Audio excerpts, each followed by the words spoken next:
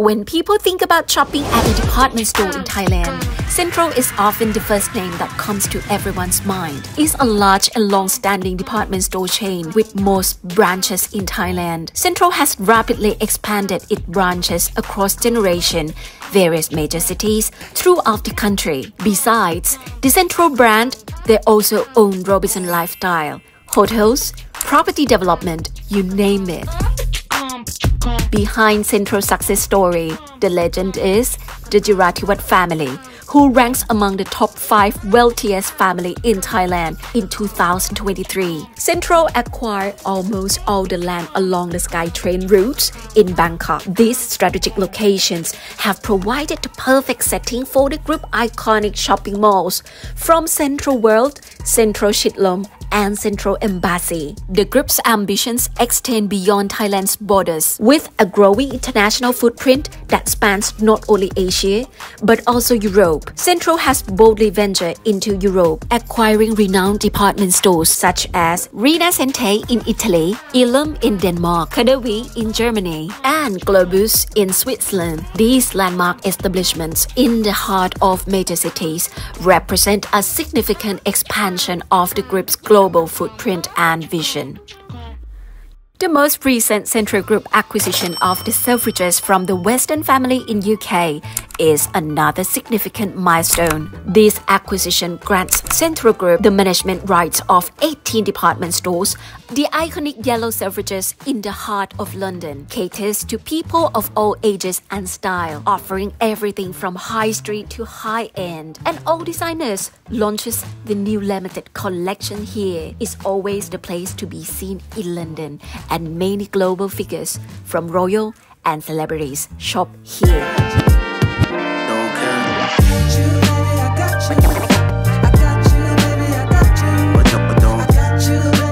Thank you very much for the interview today. I think it's more like a talk. Sure. Thank you very much. You don't sound like Thai people.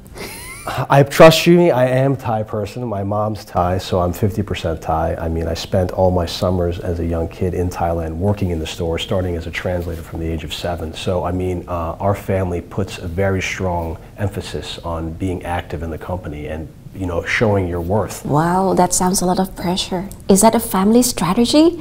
I don't even think we would say that we separate between family and business anymore. I think it's just business and family is kind of merged into one, and we're, you know, we don't even think about it. It's just we're always thinking about family and business at the same time. So it's almost like intertwined, interwoven into how our family operates. I feel like this sounds like a very, very good management. It's like combine two things together, which some people doesn't want to do, like business with the family. I mean, obviously there's different businesses and different natures of business, so you have to do something that you believe in, and I think that's why they test us, to see if you really believe in it. Then you won't have problem with working the hours that you have to work in order to sustain a level of, you know, performance that we need in order to achieve the goals that we're trying to achieve. The vision and how your thought on the retail business nowadays that you're moving forward to. If you look at Central's performance and basically our investment activity over the last several years, almost a decade now, is that we've been focusing on first finding core brands. We started obviously in Italy with Rinascente. We slowly developed by buying assets in Denmark, and then started with Germany with 3 different stores with 3 different names, not all using the same name, but we said and acknowledge the fact that the strength of these names being over 100 years old, we had to keep them because they're so important to the local population that you can't simply take them away because it's easier to market a single brand. Obviously, Europe provides the customers with experiences that you can't experience anywhere else. That's why people continue to travel, because we've seen it now over the last 13 years. The visitors to each city have changed so diversely from starting with, it used to be a lot of Russians, then it became the Chinese, and now you're seeing the development of the Middle East, and then even after COVID you saw the development of the US travelers coming to Europe. So you can see that by being relevant in the local market with these local brands, as well as keeping the local customers engaged, that you're able to have a healthy flow of customers coming into the store. So let's talk about Selfridges.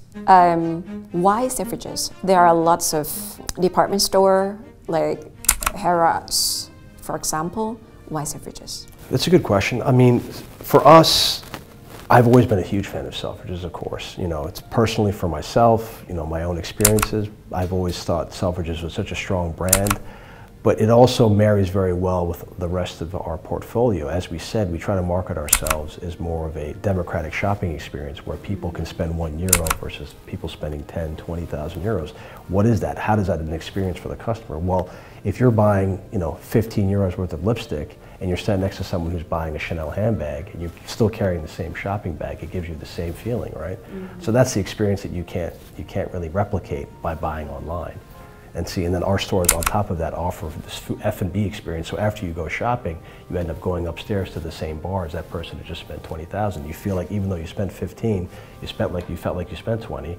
And then on top of that, you're taking an Instagram photo, whether it's on the terrace of Milan or in the store here. It just offers an experience for the customer that they wouldn't be able to do by simply clicking a few buttons on a computer and having a box shipped to their house.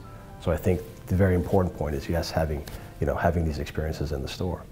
I've been a lot to US and I feel like the retail business in US is about to die. A lot of people said so, but seems like you have a lot of plan into improving, developing, and perhaps investing more. It is true, and I think the environment in the U.S. is very difficult because the heavy influence of digital. But I think also you have to acknowledge the fact that there's a lot of square meters of retail spread over a very wide area in the U.S. Mm-hmm. If we look at the U.K., for example, they said, I think the consultants are telling me that roughly 90% of the department stores in the U.K. closed over the last 6 years.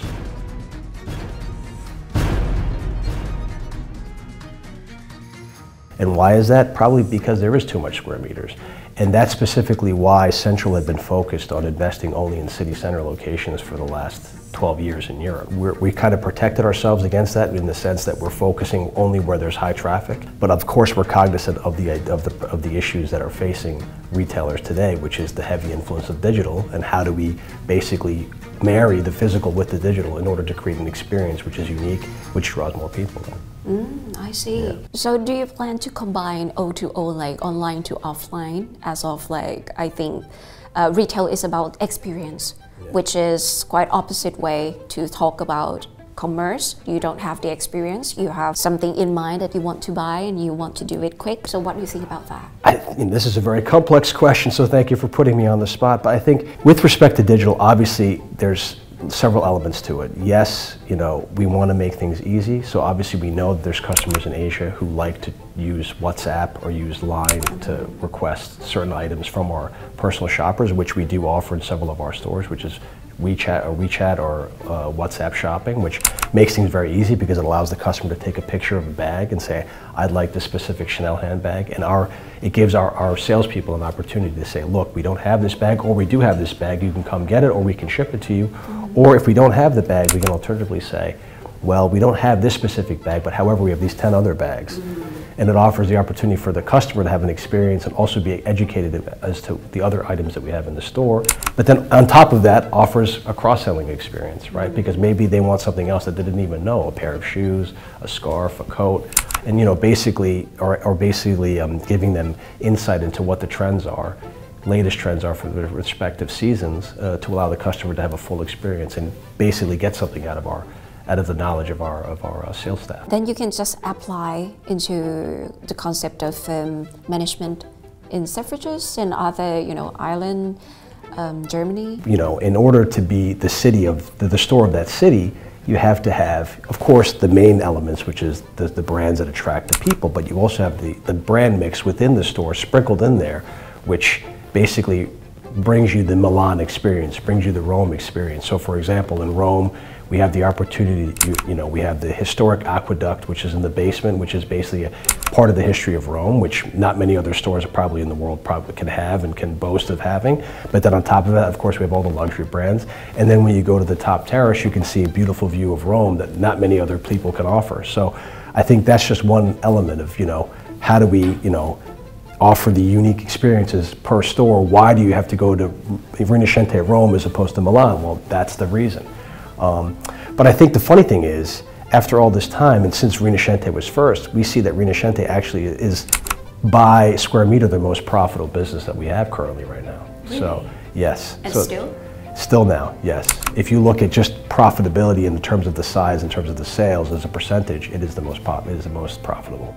Is that how the retail would calculate the investment and returns? like by square meters? Well, you look at various different parameters because not every store is comparable square meter by square meter because you have to look at the city, you have to look at the cost of investment per square meter in each city. It's totally different. Obviously, the cost of operating in Italy is much less than the cost of operating in, let's say, Switzerland or in the UK. But I mean, it's one of the different considerations that we have. One of the different considerations that we take into account. But you know, obviously when we see things like this, we try to have all the branders look at Italy and see what are the good things about Italy to bring to the other stores. But also Italy will look to the other stores and see what's going on in Selfridges, for example, that they'd love to mimic in Italy as well. So it's all about information sharing. Wow, but that sounds really localized into each country. Absolutely, and that's why you have to look. What's working, what's not working, and why are they working, why is it not working? That's what we're trying to figure out right now. Do you have the DNA of Central Group or anything that you will expand through this deal, through how you manage across, you know, the countries? We have the central management who is here quite often in Europe, and we have open discussions with the management to discuss, you know, how do we develop business? And of course, in those discussions, naturally the central DNA comes through. So I think definitely, you know, with respect to the day-to-day operations, you're going to start seeing more and more slowly the central DNA coming through each of the individual banners, because each individual banner has a very often discussion with the management. So I think you definitely would see it, yes. And obviously we try to basically share information, share best practices to see, you know, so of course some of the stuff from Europe will go to Thailand, and some of the best practices from Thailand will come to Asia. We constantly are sharing information. So what do you achieve after like close the deal 4 billion with Selfridges? Which is, in your perspective? I don't want to say, I would never consider ourselves to be just a landlord. Like I said, we're all very actively participating in this, and we're trying to bring, you know, the best out of it. So I wouldn't consider us to be only thinking ourselves as an owner or as a landlord. I think we're trying to be almost like a caretaker in the sense that we have these brands, we appreciate how important these brands are.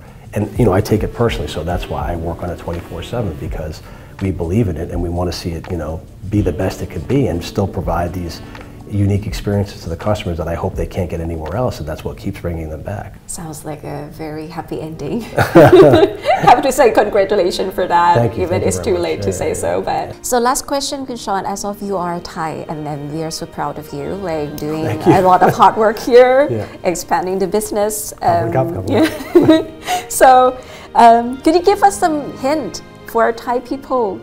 Give us inspire on some hint of what are the market trends that Thai product might have some little opportunity to enter European country, European market, especially here in England. We bought a lot of brands from Europe, right? Yeah.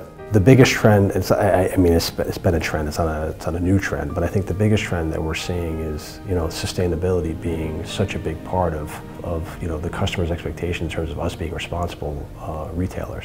And I don't know if you've seen, but Selfridges itself has already publicly said that they're aiming for, I think, the next couple of years to have a certain percentage of the goods be sold being part of the cyclical economy, meaning the recycled goods. So I think, you know, Thailand has a significant opportunity in the sense that if they took advantage of this and also analyzed, you know, various other trends that are going on, but the mixture of both and creating the sustainability aspect as well as promoting local Thai designers, I think that could be an opportunity to create something very interesting for the customer base, you know. So I think that's at least one trend I see when I keep hearing about right now.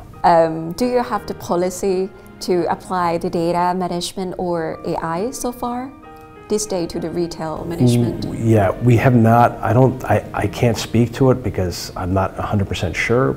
I'm sure they're looking into it, but as far as I'm concerned currently right now, we don't use much AI yet. We're looking at it as an opportunity though. The functions within AI and the ability to process data quickly is so important. So I know we're looking at it now, just how to use it. Thank you very much for sparing your time with us. But I think like we have seen a lot of opportunity that you will expand more after we're trying hard, working hard so far. Thank you very much. Thank you ขอบคุณนะคะ ขอบคุณมาก ไม่ได้พูดไทยกันเลยนะ Sorry I tried